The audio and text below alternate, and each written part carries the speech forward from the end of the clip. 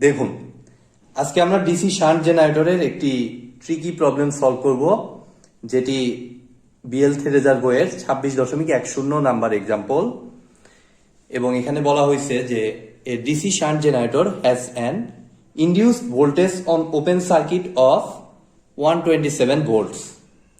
When the machine is on load, the terminal voltage is 120 volt.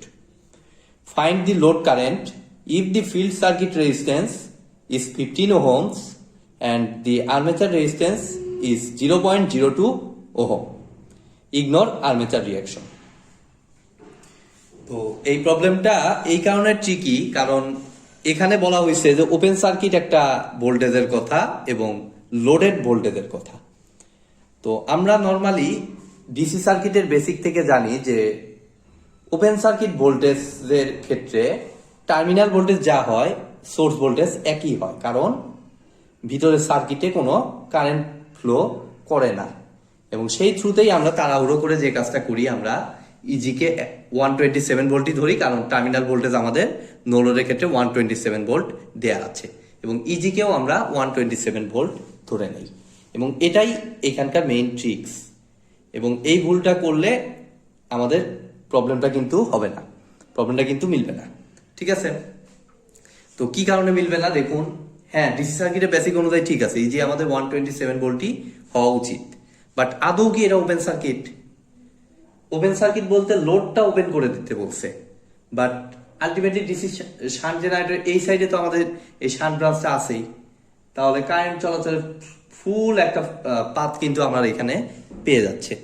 তাহলে কি আমরা আমাদের কারেন্ট চলাচলের পথ আছে, মানে এই আইএ ইন্টু 0.02 ওহম পরিমাণ ড্রপ এখানে আছে আর্মেচারের অ্যাক্রসে, তার সাথে আমাদের 127 ভোল্ট যোগ হয়ে যেটা হবে সেটাই হবে আমাদের ইজি।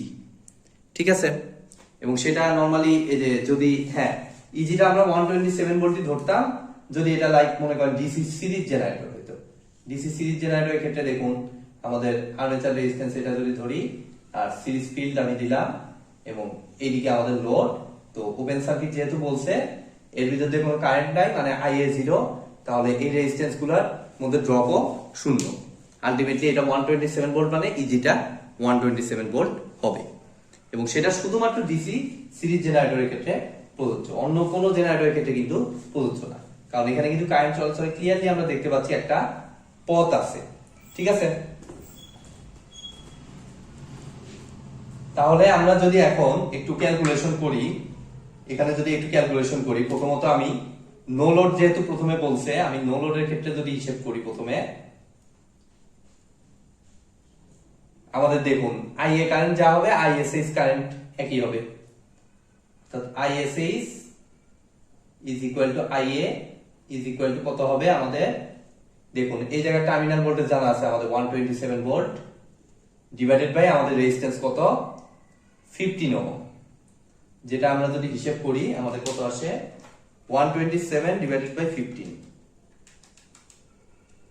8.467 ampere, 8.467 ampere.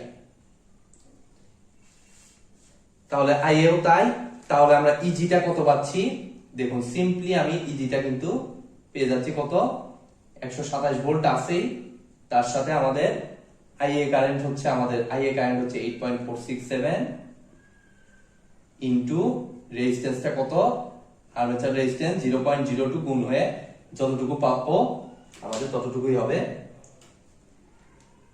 ইজির ভ্যালু। আমি ক্যালকুলেটর হিসেব করে ফেলতেছি, 127.169, 127.169 ভোল্ট। ঠিক আছে, আমাদের নো লোডের ক্ষেত্রে ক্যালকুলেশন শেষ। এবার আমরা এই ডাটাটাকে কাজে লাগিয়ে আমরা লোডের ক্ষেত্রে হিসাব করব লোড কারেন্টটা কত। নো লোডের ক্ষেত্রে তো লোড কারেন্ট শূন্য, বাট লোডের ক্ষেত্রে আমাদের কি ঘটনা ঘটে দেখি। তো লোডের ক্ষেত্রে আমাদের এটা 127 ভোল্ট হবে না, আমাদের এটা আমি লোড দিয়ে দেই একটা, লোডের ক্ষেত্রে কত 120 ভোল্ট বলছে, তাহলে লোডের অ্যাক্রসে আমাদের 120 ভোল্ট ড্রপ এখানে, ঠিক আছে। আর এই কারেন্টটাও চেঞ্জ হয়ে যাবে আইএস প্রাইম, সেই অনুযায়ী আইএ প্রাইমও চেঞ্জ হবে। দেখুন এই কারেন্টটা তাহলে কত আসে, এসএস প্রাইম, এই ভোল্টেজটা যেহেতু চেঞ্জ হয়েছে আইএস প্রাইমও চেঞ্জ হবে। 120 ডিভাইডেড বাই আমাদের কত 15, অর্থাৎ 8 অ্যাম্পিয়ার, ঠিক আছে। আমরা আইএস প্রাইমের ভ্যালুটা পাইলাম। এবার যদি আমরা কোনোভাবে আইএ প্রাইমটা পাই তাহলে আমরা লোড বের করতে পারবো। লোড কারেন্ট আমাদের অবশ্যই এইদিকে আইএল। তো আইএ প্রাইমের জন্য দেখুন ইজির ভ্যালু আমাদের জানা আছে, এই সাইডে টার্মিনাল ভোল্টেজটা জানা আছে, আর রেজিস্ট্যান্সটা 0.02, অর্থাৎ 0.02 এই সাইডের ভোল্টেজ ইজি, ওই সাইডের ভোল্টেজটা হচ্ছে ভিএবি টার্মিনাল ভোল্টেজ। তাহলে দুইটা বিয়োগ করে জাস্ট রেজিস্ট্যান্স দিয়ে ভাগ করে দিলেই আইএ প্রাইম পেয়ে যাব। তাহলে আইএ প্রাইম ইকুয়াল টু আমাদের ইজি, ইজির ভ্যালু কত 127.169 মাইনাস ওই সাইডে ভোল্টেজ কত 120 ডিভাইডেড বাই রেজিস্ট্যান্স কত 0.02, ভাগ করে দিলে আমরা রেজাল্ট পেয়ে যাব minus 120 divided by 0.02, 358.467, 358.467 ampere. I A prime I S prime দুইটাই পাইছি, তাহলে লোড কারেন্ট তো ব্যাপারই না। আমরা কেসিএল যদি অ্যাপ্লাই করি আমাদের কত আসতেছে, আইএ প্রাইম ঢুকতেছে, আইএস প্রাইম বের হচ্ছে, আইএল ও বের হচ্ছে। তাহলে I L is equal to I A prime minus I S S prime, বিয়োগ করে দিলে আমরা পাই, এটা থেকে এটা বিয়োগ করলে 350.467 অ্যাম্পিয়ার। খুবই ইজি একটি প্রবলেম, বাট একটু ট্রিকি। জাস্ট এই ওপেন সার্কিটের এই জায়গাটুকু আমরা কিন্তু তাড়াহুড়ো করে অনেক সময় এখানে 127.169 না লিখে আমরা সরাসরি 127 ভোল্ট লিখে ফেলি, কিন্তু একটু খেয়াল করা উচিত। তো আজকের ভিডিওটি আমি এখানেই শেষ করতেছি।